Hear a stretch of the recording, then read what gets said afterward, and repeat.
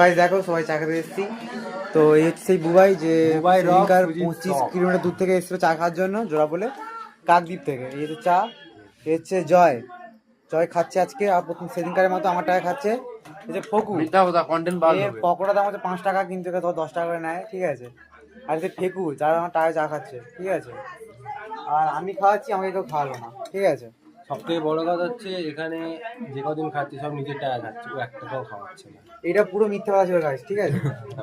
এই জয় প্রতিদিনের মতো এই ছাটমুড়ি খাচ্ছে, ঠিক আছে। তো আমি দেখি একটা কেন খেয়ে কেমন লাগে। ফুড ব্লগার আমি ঠিক আছে। এই ফগু চাটা দুটো চাটা, ঠিক আছে। খাবি না, চাটা খেয়ে নেয় বিশেষ করে, ঠিক আছে, এই জন্য চাটা আর তুমি কি বলতে চাও জয়? গালাল দিব। ফগু তুমি কি বলতে চাও?